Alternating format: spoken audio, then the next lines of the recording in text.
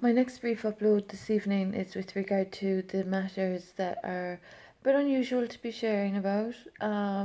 Faith and religion and spirituality are all very personal experiences, but as I've mentioned in my previous upload, there have been individuals of harmonization, synchronization with my sacred purpose, and they've been very serious insults and assaults and injuries to my body and my sacred light.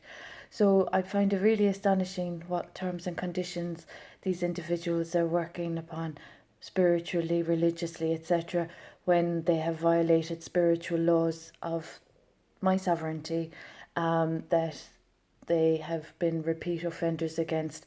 So there's a very serious matter that's occurring in this community since people started intruding upon my child and I. And this is going back to 2016. So the laws of nature and the laws of justice and the laws of God and the laws of royals, etc., are all at play in this entire situation. And I'm here on my own, and it's absolutely hilarious. There are individuals in my proximity disturbing the peace and in assistance to very guilty culprits of very dangerous offences, very dangerous theft, and the quietness of the street. Tralee's after getting very quiet, and there's been absolutely no supports provided. There's been violations of protection laws, etc., etc., and they've been doing this for the past 2 years, and they've been trespassing and intruding for longer in my marital property in 2016, the winter of 2016. So this is really interesting that there's repeat offences of spiritual violence going on. And I find it really dangerous for young women these days, knowing that as a recovery advocate that has helped save so many people along the way, with the help of God and my higher power. My higher power is really powerful and really precious. And the amount of nonsense that has been caused with people's practices, there's been witchcraft, there's been druidic magic going on, there's been primordial magic going on, there's been all sorts of dangerous messing around with faith, and this is not very safe for them. Even to intrude upon a royal family and to be treasonous is dangerous, especially to a new mother and child. So that was dangerous for what they did in 2016, and they're still doing it. They're still causing offence, and I find that really dangerous against faith and family.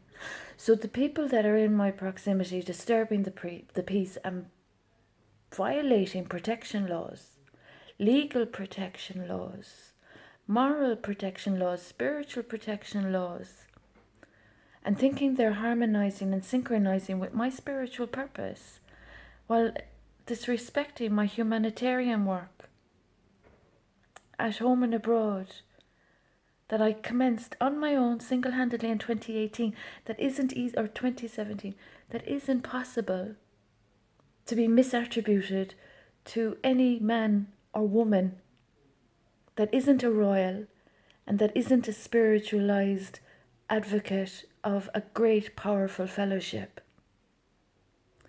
So there's a very dangerous matter going on with this matter that's occurring at the moment.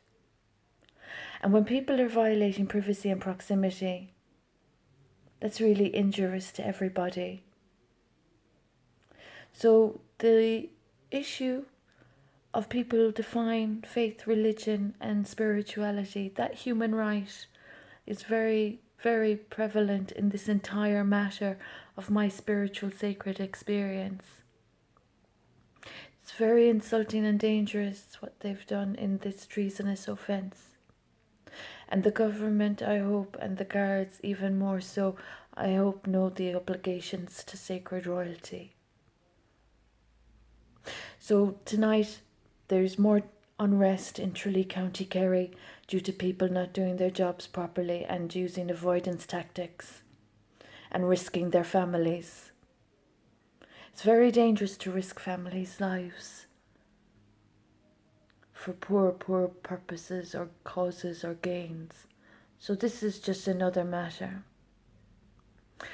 So that's as much as I'll say in this upload. Spiritual violence and treason aren't safe for people.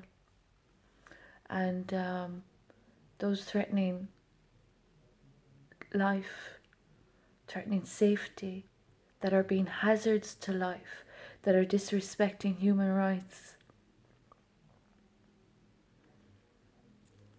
It's a very serious situation. I hope the United Nations knows what I'm tolerating after all my humanitarian work.